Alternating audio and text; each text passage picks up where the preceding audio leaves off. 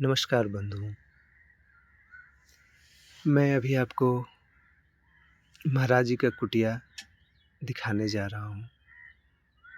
जैसा कि हम लोग पहले भी देख चुके हैं और अभी कुछ दिन पश्चात और भी कुटिया में कार्य हुआ है, जिसमें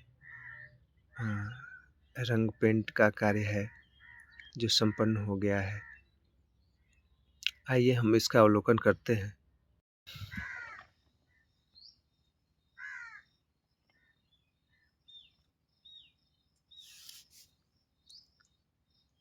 फूल और पौधों का सिंचाई का कार्य चल रहा है, जिसमें महाराज जी स्वयं ही इस कार्य में लगे हुए हैं। और हमेशा महाराज जी जब भी फूलों की सिंचाई और फूलों से जुड़ी हुई और पौधों से जुड़ी हुई चीज़ों में खुद ही महाराज जी इस कार्य में लग जाते हैं स्वयं से ही, क्योंकि इससे प्रतीत होता है कि महाराज जी का विशेष लगाव इन फूल पौधों से है, बगिया से है। महाराज जी निसंकोच होते हुए भी निसंकोच रूप से हर कार्य जो फूल पौधों से जुड़ा हुआ है वो खुद ही स्वयं ही करने लगते हैं।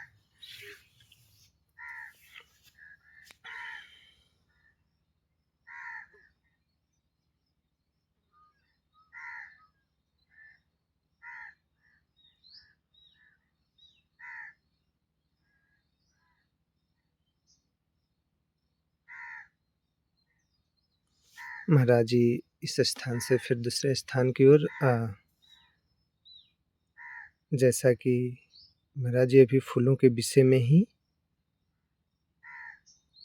और पौधों के विषय में देखते हुए ऐसा लग रहा है कि कोई चीज़ कहीं छूटा तो नहीं है। अभी महाराज जी फूलों का एक तरीके से जो काटना छाटना करके जो एक उनकी बढ़ी हुई पत्तियों और डालियों को एक सही आकार देने के लिए होता है, जो महाराज जी स्वयं से ही कर रहे हैं।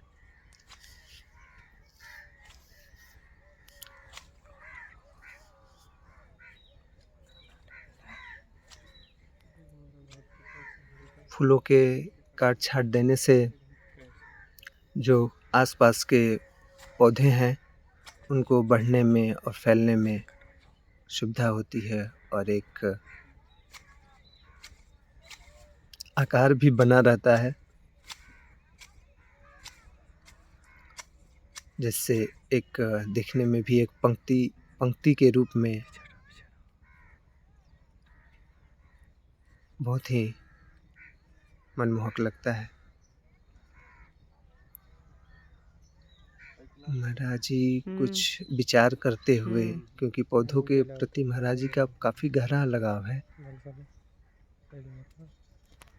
और महाराज जी पौधों के साथ कार्य भी करते हैं, तो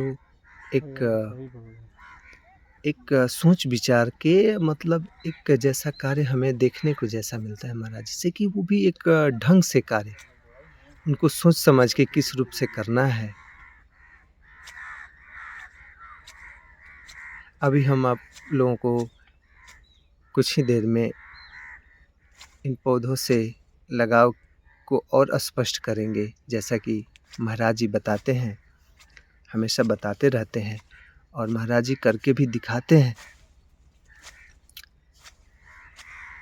जिससे हमें अभी कुछ ही देरों में एक स्पष्ट होगा कि आखिर ये लगाव किस तरीके का लगाव है।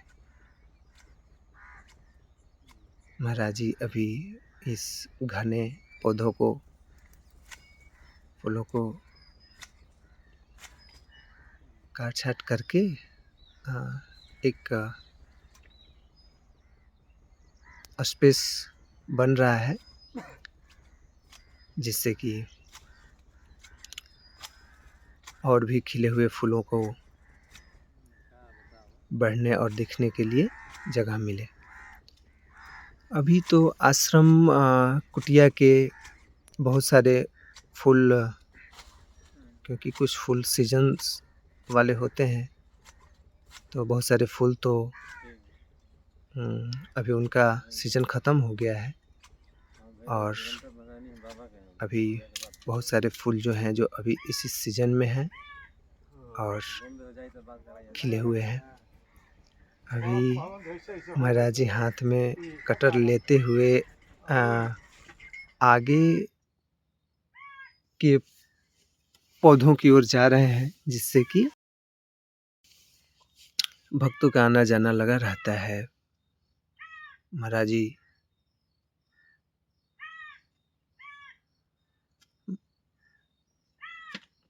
पौधों के समूह को महाराज जी इस तरीके से देखते हैं, जैसे पूछा जाए क्या प्रॉब्लम है, कोई दिक्कत तो नहीं है, इस तरीके से भाव एक दिखता है। और क्या चाहिए वो तुरंत महाराज जी समझ भी जाते हैं और स्वयं से करना शुरू कर देते हैं। इस प्रकार का लगाव कोई सहज लगाव नहीं हो सकता, क्योंकि इतना पौधों के प्रति समर्पण यानी ऐसा लगाव है। बीच बीच में भक्त लोग आ गए हैं और उसमें महाराज जी के कार्य में थोड़ा सा रुकावट भी होता है, लेकिन महाराज जी भक्तों के लिए भी मौन व्रत में रहते हुए भी एक प्रकार से समय दे देते हैं। और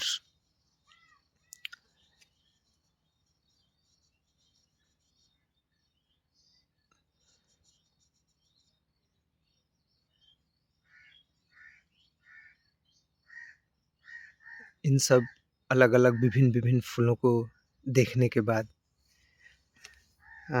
मन में, क्योंकि महाराज जी बताते हैं कि मन और चेतना पर विशेष प्रभाव है इन फूल के रंगों का, इनके आकारों का, क्योंकि ये जीवंत बोलते हैं।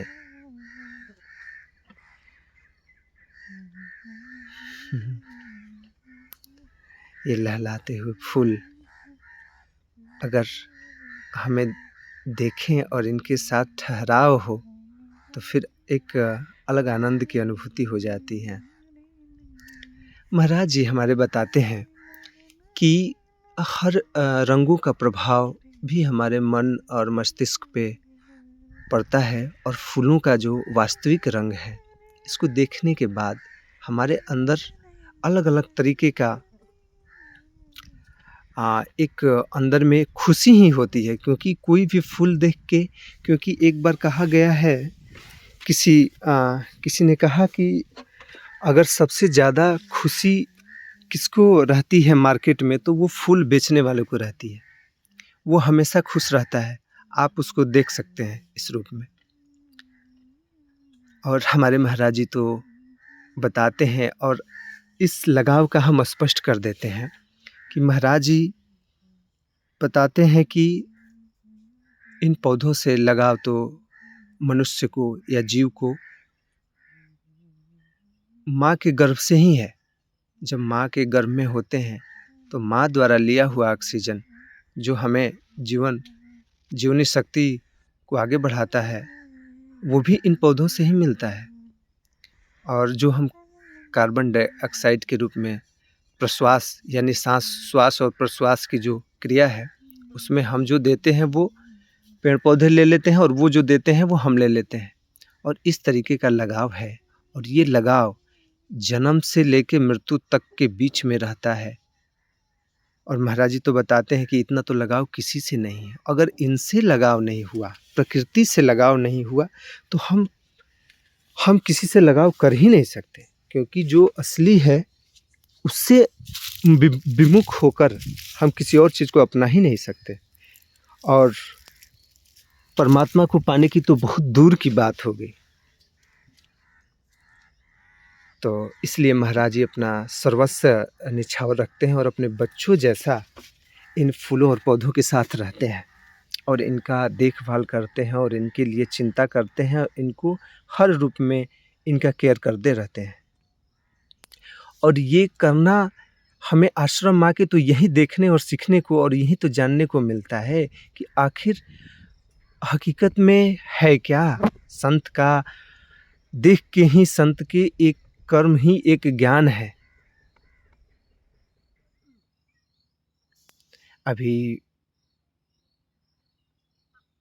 जो हम लोग देख रहे हैं उसमें क्या है कि बहुत सारे क्यारियों में अलग-अलग फूल, क्योंकि महाराज जी द्वारा यहाँ पे लगभग हर तरह के फूल जितना संभव है मिलना, वो सारे फूल यहाँ पे विद्यमान हैं। और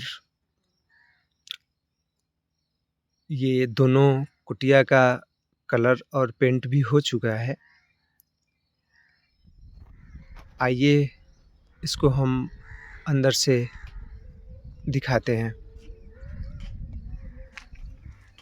ये महाराज जी का निवास स्थान है, जिसमें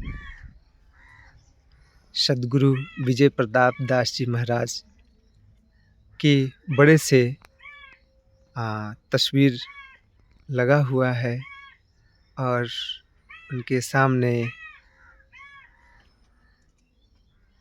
चारों तरफ से ये पर्दा जो है, जिससे कि चारों तरफ से पर्दा लगा हुआ है और